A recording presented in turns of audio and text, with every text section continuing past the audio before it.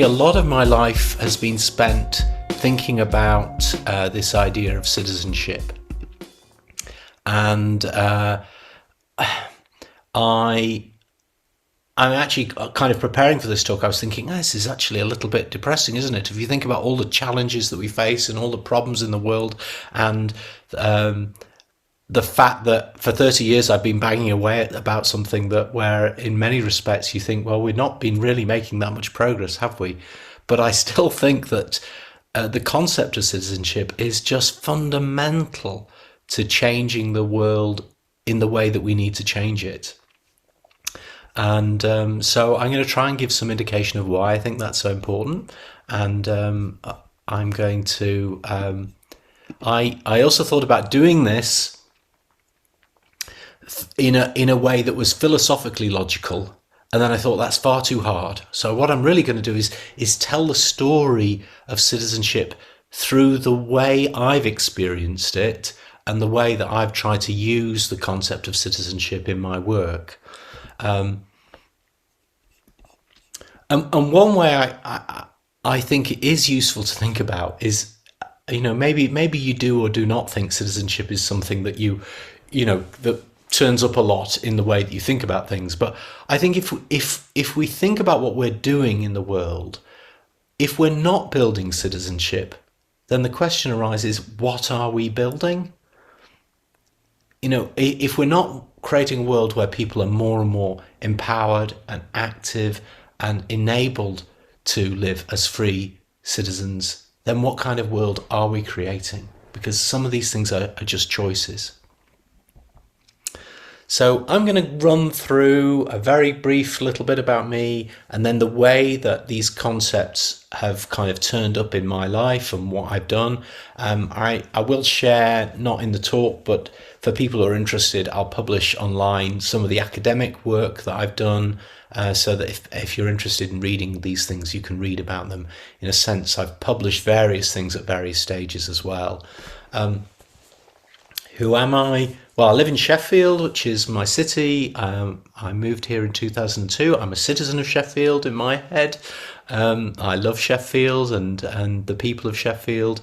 I'm best known for having developed the concept of personal budgets in the UK, particularly in England, but also for the book Keys to Citizenship. And I'm a rather strange mixture of trained philosopher and social activist. And yes, Citizen Network is probably one of several things that I've created over the years to try and take these ideas forward. And when I was a young man, even a boy, the idea of citizenship started to kind of find a place in my life, particularly through the writings of, this might seem a bit odd, but Machiavelli. People don't really know that Machiavelli was actually a Republican, and a Republican in the sense that what Machiavelli believed is that good communities are communities where the people were in charge. Ordinary people were in charge, and he would talk about the difference between the few and the many, and really how important it was that the many had power.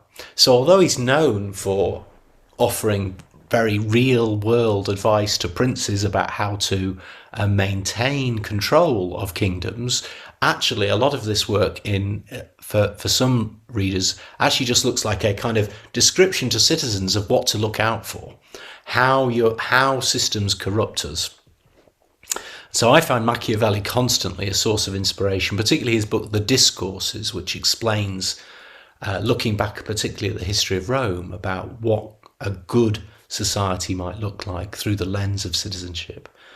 But also the other writer I put up there is Hannah Arendt, and Hannah Arendt was a German Jewish philosopher who reflected deeply on the causes of the Holocaust, and on the way in which, again, power and ideology can take over a society and destroy that society and destroy minority groups, and her writings have had a very powerful impact on me. I find her constantly inspiring. So I came with this kind of philosophical background, and but then I started working with people with learning difficulties, and this was I didn't really know what to expect, but I was kind of inspired and shocked by seeing people living in institutional environments, and I wanted to stop. It felt to me like what I should do with my life was try and help people break free of those institutional environments. And when I started working, and this is going back to 1990 in South London, in a place called Southwark, with people who'd come from these big institutions. One of the first institutions to close was in Kent, called Darenth Park Hospital, and many of the people that moved from that place moved back to the communities that they came from, many decades before for many people, back into parts of South London. And people were moved into often group homes by the standards of the time. These were quite good quality group homes. People were living in 3, 4, 5 people together. Many people were moved into, their days were taken over by day centres, although actually we were also exploring how to help people get real jobs. What really struck me at the time was a couple of things. One was that there was a whole new philosophy in play at this time, or maybe a mixture of two philosophies, one of which was sometimes called normalization or social role valorization. I'll come back to that. And the other I would think of as the philosophy of the inclusion movement. And one of the people who really inspired and inspires me is a man called John O'Brien. And in fact, John has a really good definition of citizenship, which is that citizens are people who can say, I belong to this place and its people, and I'm willing to act from responsibility for my belonging. And I really loved this idea of inclusion. I found it very, very strange, though, that it had never turned up in any of the kind of philosophical teachings that anything I'd studied at university. Nobody talked about inclusion. Nobody talked about diversity. Nobody talked about disability. And yet here was this whole different vision for how we could live together, which I found very inspiring.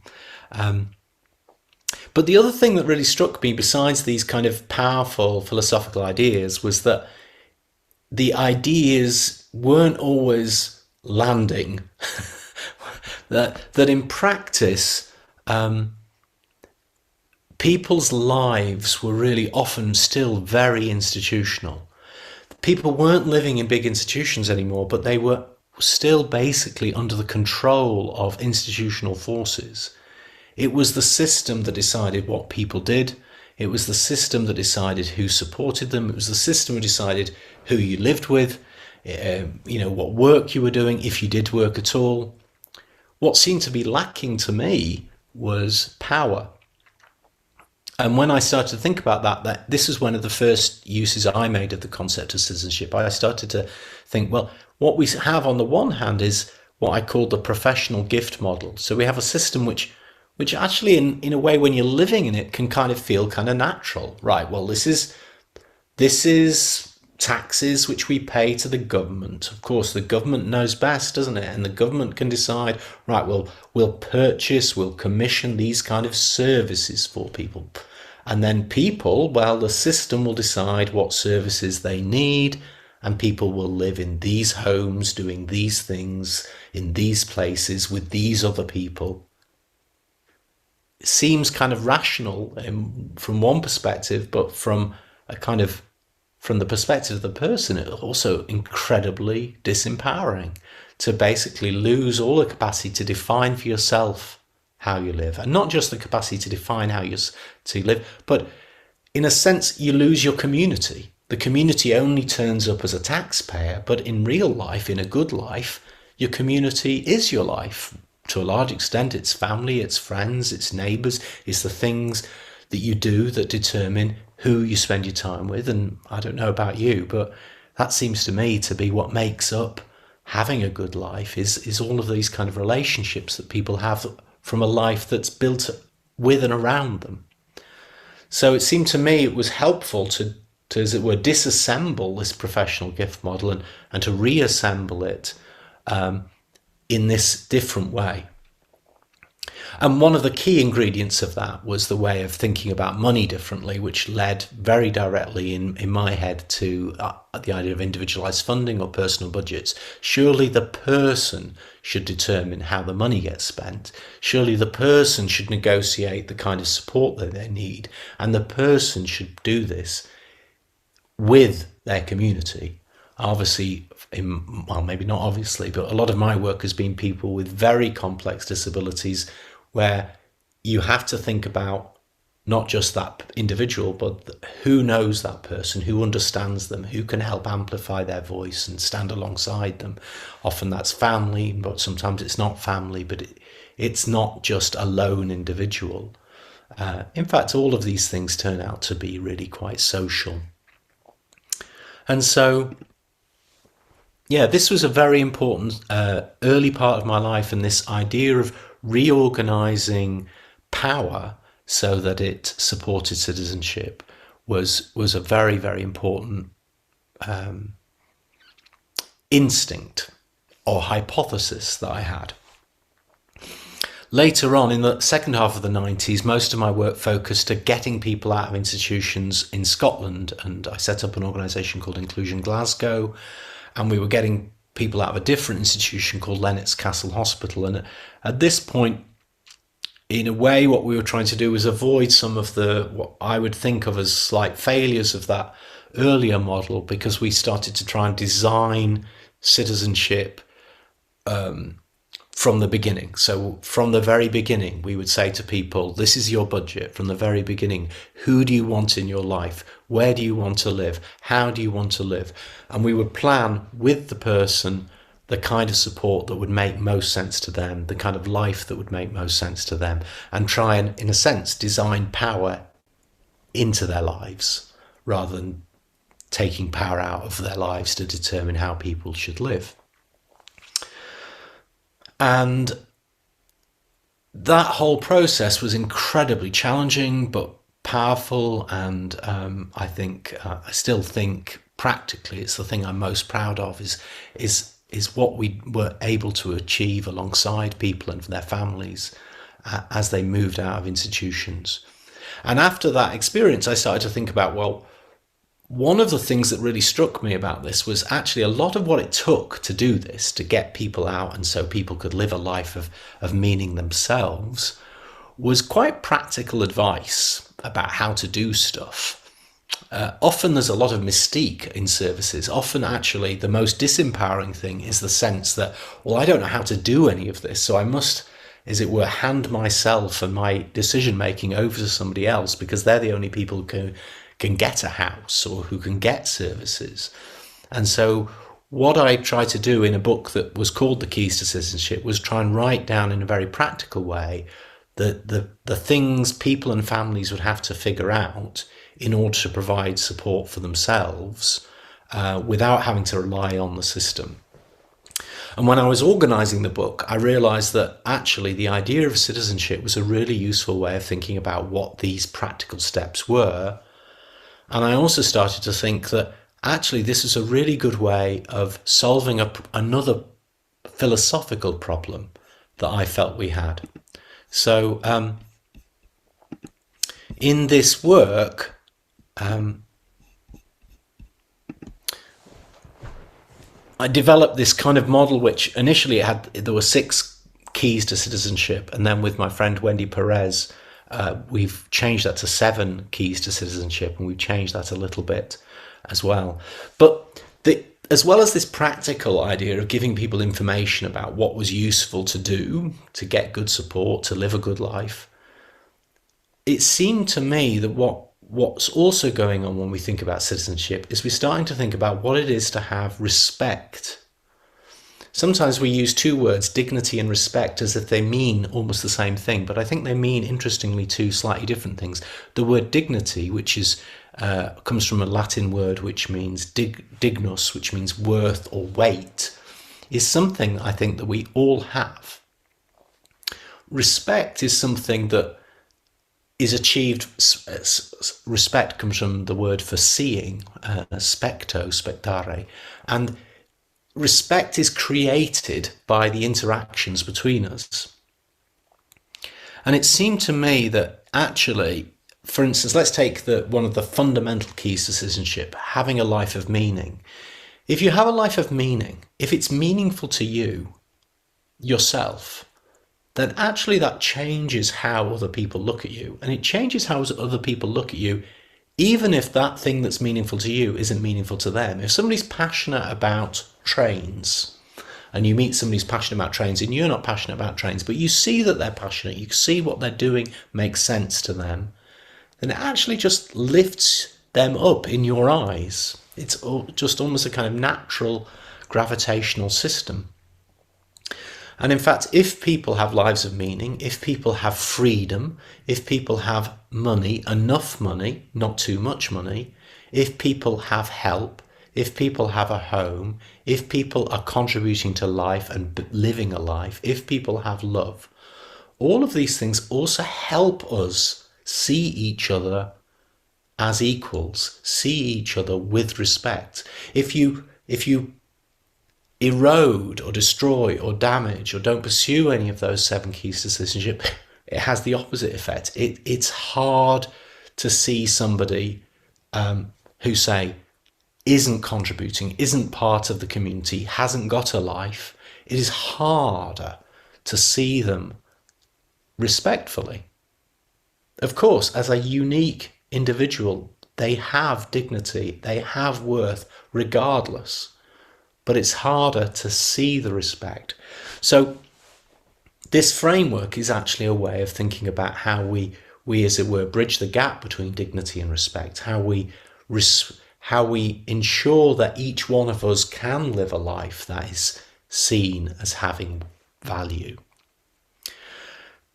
And this brings us back to one of the things that I've argued academically, which is controversial and people may want to challenge me on. But I mean, I have a problem with the philosophy of what's sometimes called social role valorization or normalization, which kind of assumes that what we've got to do when we're organising services and supports is make them socially acceptable, normalise those things. But it doesn't actually provide a kind of objective standard for what normal is. It seems to me that if we think about that, there are such, like, Nazi Germany was a place where the values were perverted. You don't want to read from a society that has got bad values what your values should be. In our society today, I think we have a tremendous overestimate of people in power or people with fame or people with money. These are not good values. These are values that are actually toxic and bad for us. What we're trying to do with the keys to citizenship is offer people a good set of values, and they're good in the sense that these are actually values that can include everybody, that can equalise respect between us. They're values that are informed by, and one of the people who really inspired me was Judith Snow. And Judith's quote here, I think, in fact, the whole thing that Judith wrote here is very powerful. But this idea that living on the edge of chaos changes the people who survive it. And the idea that actually, if we listen carefully to what people who are experiencing disadvantage, who are experiencing marginalisation, it's those people who can really help us understand what has value. That's what I really believe. I don't think you don't get a good understanding of life by listening to people with lots of money. You don't get a good understanding of life by listening to the famous. Their perspective on things is wrong and unhelpful and will inevitably lead to inequality. So what we need is a different kind of perspective, and that's what the keys to citizenship are really offering, is a different framework for thinking about what a good life is. And the philosopher Aristotle, I said somewhere, I think, if you want to understand what a good life is, think about what you want for your child. I just think it's kind of an interesting way of putting it. If you think about what you want for yourself, I think quite strangely, I don't think it's not so helpful. But if you think about what you want for your child, then, and maybe this is, you don't agree with me, but I think what you want for them is best described as to be a good citizen, to live a good life, but also to be a good person, to be valued by the community, to contribute to the community, to be a good citizen. That's a coherent, achievable, if ethical framework for all of us.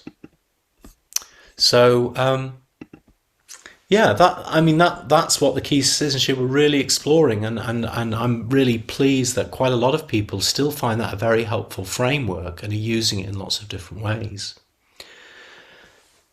After setting up the Centre for Welfare Reform, I started to ask some slightly different questions about these things. And one of the things that I started to explore was the relationship between citizenship and, let's call it, the ideology of our time. So one of the things that I developed in a paper called Citizenship and the Welfare State was this idea that if you think about, there are basically three ideological systems at the moment that dominate thought, modern thought, and they are kind of, roughly speaking, socialism, liberalism, and conservatism. And interestingly, I think you could say that all of these, on a good day, they all have something of truth in them. Socialists value something that's really important, which is our equality. Liberals value something really important, which is our freedom. Conservatives value something that's really important, which is our communities and the things we create together on a good day. But each of those ideologies, an ideology which is what Hannah Arendt describes as an idea gone crazy, an idea pursued to its logical extremes, it becomes something else when it loses sight of citizenship. That was my argument, really. So what you end up with in people who value equality but lose the sense that the equality is ours, it's something we build and create together, that becomes where you end up kind of at totalitarian nightmares, where the state imposes things upon us.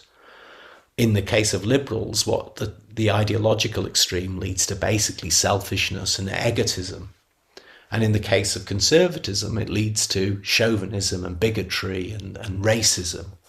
And so really what I was trying to do in that paper was really say, look, citizenship is the kind of discipline that political thought needs.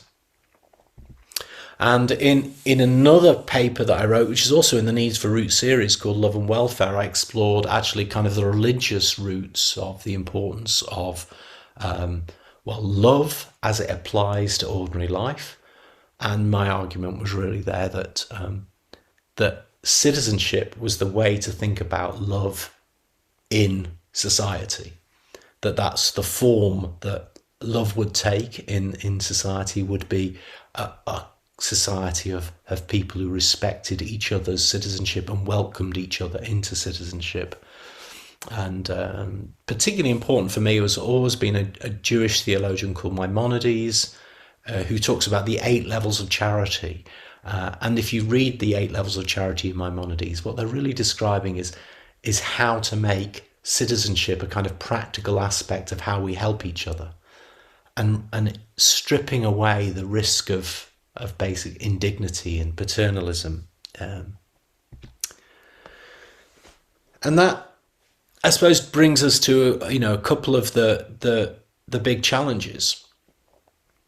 Whenever I go on about citizenship, one of the most common things people say in kind of critical response, and for good reasons, is that, hang on, isn't citizenship something only a few people can have? Doesn't it necessarily a kind of limited club? And this is what I would think of as kind of passport citizenship. And I would really strongly argue that of course that's a risk. Like any good concept, the not so good can corrupt that concept and can deploy it for the wrong purposes.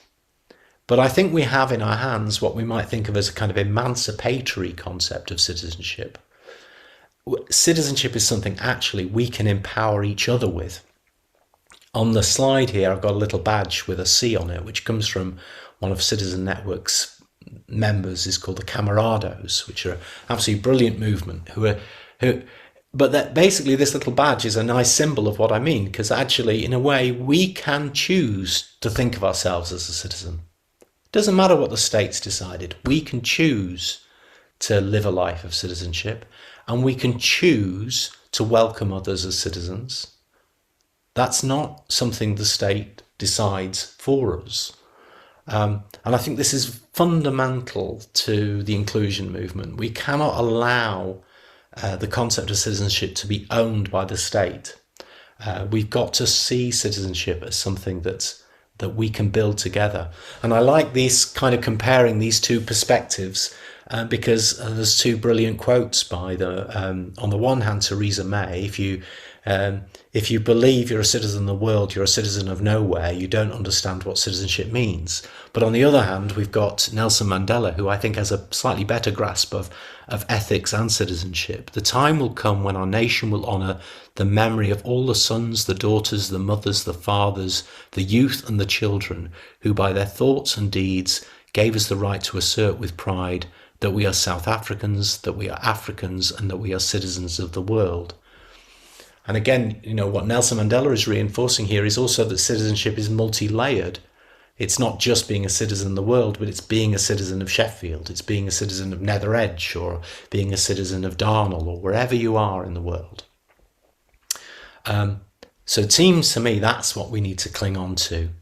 The other really important thing about citizenship, I think, is that it allows us to do something which is really cool, which is that actually it allows us to reconcile being equal and different.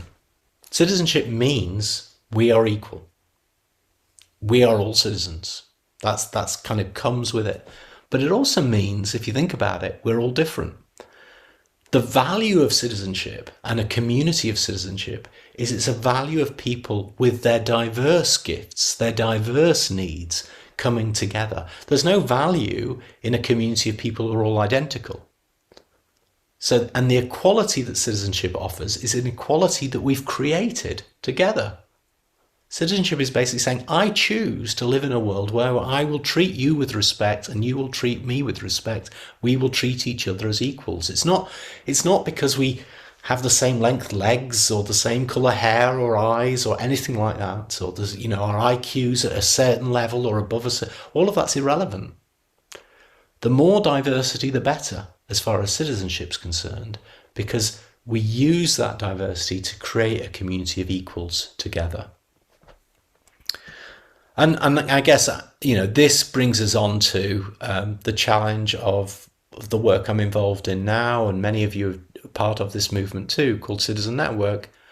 And I'll leave it because I think I've really hit my time, but I just wanted to mention 3 interesting books of the moment. So Citizen Network is not alone, I think, in thinking that these ideas are important. So I've mentioned here one person I've got to know, a great guy called John Alexander, who's just published a book called Citizens, which is a great book, which is really talking about how we need to move from being consumers to being citizens. So he comes from a background in advertising, and he literally got sick of selling his soul to companies that only wanted to make money. And he has turned things around to look at how can we think about ourselves, our businesses, our politics through the lens of citizenship. Another great book, Rutger Bregman's Humankind, is talking about actually the evidence tells us that human beings are essentially good at taking care of each other, good at taking care of the common world. But we have ended up in a kind of political systems where we've given a lot of our power away, and that's where the problem lies. And latterly, this book by Camille Vergara, Systemic Corruption, brilliant book, which is exploring some of the constitutional changes we'd need to make. And that's where a lot of my head is these days as well. How does citizenship become a real force for change in the world? I guess is one of the things that I'm trying to figure out. And hopefully that's something that Citizen Network can also play a really positive role in. I think I've really hit my half hour there, Carol, even. And yeah, I said most of what I was hoping to squeeze into half an hour.